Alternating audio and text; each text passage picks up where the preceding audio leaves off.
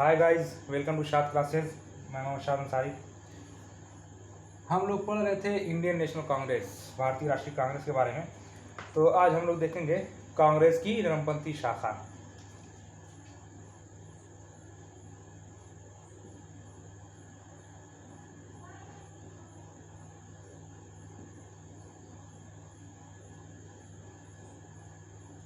कांग्रेस की नरमपंथी शाखा,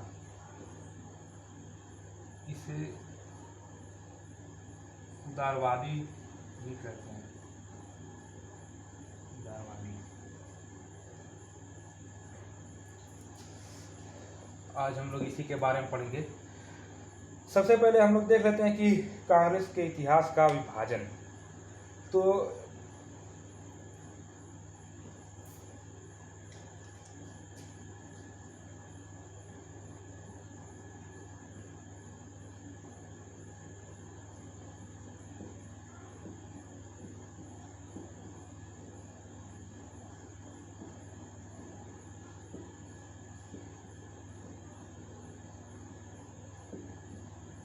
कांग्रेस के इतिहास का विभाजन, सबसे पहले हम लोग इसको देख लें। सन 1885 ईस्वी में इंडियन नेशनल कांग्रेस की स्थापना हुई थी। 28 दिसंबर 1885 को हुई थी। और ये संस्था जो थी, ये एक राष्ट्रीय संस्था थी। और इस संस्था से के ही अथक प्रयास से हम लोगों को स्वतंत्रता की प्राप्ति हुई थी। 15 अगस्त 1947 को भारत स्वतंत्र हुआ। ये कांग्रेस की ही देन थी। और ये जो है कांग्रेस जो थी, ये सभी जाति के लोगों का प्रतिनिधित्व करती थी। इसी के संबंध में पंडित मदन मोहन मालवीय ने कहा था कि भारत ने अपनी आवाज़ इसी संस्था में पाई। पंडित मदन मोहन मालवीय ने कहा था कि भारत ने अपनी आवाज़ इसी संस्था में पाई। ये एक राष्ट्रीय संस्था थी। और इसमें जो है हम लोग देखते हैं कि कांग्रेस का विभाजन अगर देखा जाए तो कांग्रेस का विभाजन 3 चरणों में हुआ था। इसको 3 भागों में बांटा गया था कांग्रेस को। नंबर 1,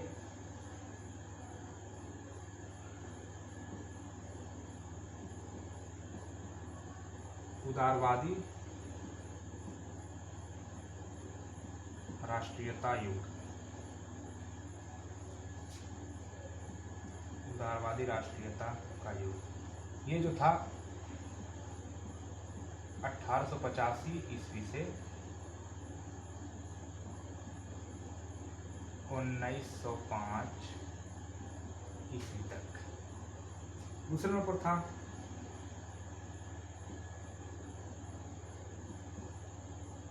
उग्रवादी राष्ट्रीयता का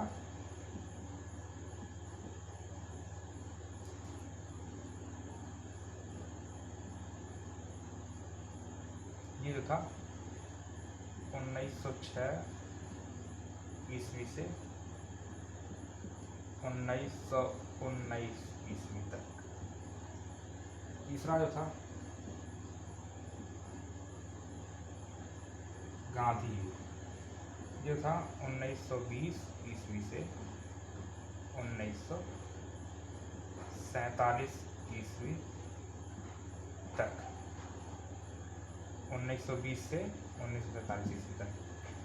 पहला जो हमारा था उदारवादी राष्ट्रीयता का युग 1885 ईस्वी से 1905 ईस्वी तक। और दूसरा था हमारा उग्रवादी राष्ट्रीयता का युग 1906 ईस्वी से 1919 ईस्वी तक। और हम लोग का तीसरा था गांधी युग 1920 ईस्वी से 1947 ईस्वी तक।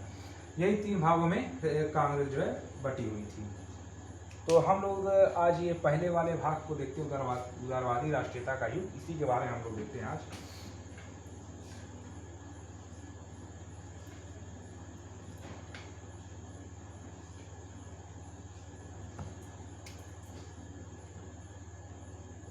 फर्स्ट नंबर पर देखते हैं उदारवादी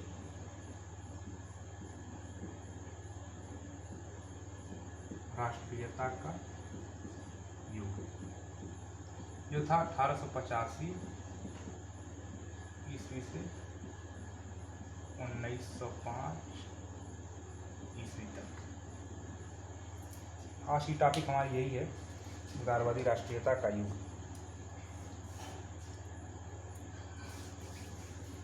जो भारतीय राष्ट्रीय कांग्रेस थी, इस जो प्रारंभिक वर्षों में जो राष्ट्रीय कांग्रेस थी वो उदारवादी थी। इसमें जो थे, जो नेता थे वो सब उदारवादी थे, और ये लोग जो है अंग्रेज़ों की शिक्षा से ग्रस्त थे। उनकी शिक्षा को ही उच्च मानते थे, उन्हीं की शिक्षा को ये सब कुछ मानते थे। ये जो है पश्चिमी शिक्षा से बहुत ही प्रभावित थे ये लोग, और ये लोग उदारवादी थे। अंग्रेज़ों की न्यायप्रियता में बहुत विश्वास रखते थे। और ये लोग जो है ऐसा किसी ने कहा था कि ये रंग और खून से तो भारतीय हैं, लेकिन संस्कृति और ये शिक्षा से और सभ्यता से जो है ये अंग्रेज़ हैं। उदारवादी जो थे ये अंग्रेज़ों पर बहुत ज़्यादा विश्वास रखते थे, और ये जो है उन्हीं को न्यायप्रिय मानते थे और उन्हीं की भक्ति करते थे।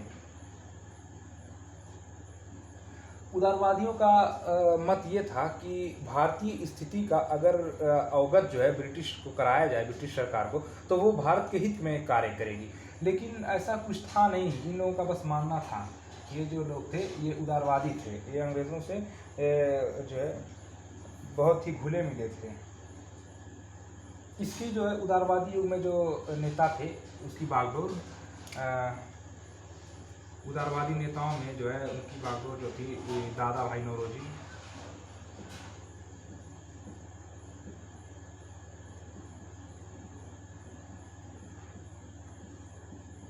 दादा भाई नौरोजी, सुरेंद्र नाथ बनर्जी,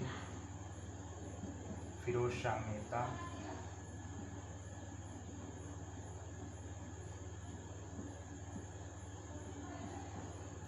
मेहता, और इसमें जो थे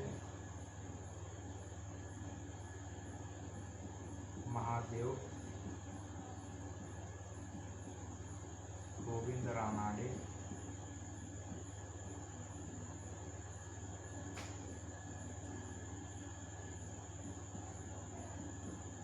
पंडित मदन मोहन मालवीय,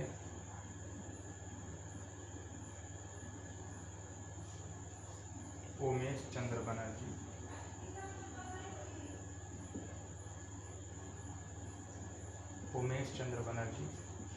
और गोपाल कृष्ण गोखले।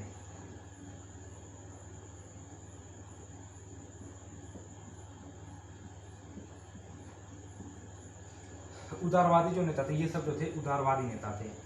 उदारवादी युग में जो है कांग्रेस की बागडोर जो थी वो इन्हीं के हाथों में रही थी। श्री दादा भाई नौरोजी, सुरेंद्र नाथ बनर्जी, फिरोज शाह मेहता, महादेव गोविंद रानाडे, पंडित मदन मोहन मालवीय, उमेश चंद्र बनर्जी और गोपाल कृष्ण गोखले। ये जो है ये नाम जो है मुख्य है। यही सब जो थे कांग्रेसी नेता थे उदारवादी युग में के। और हम लोग अगर देखें तो उदारवादियों का लक्ष्य क्या था।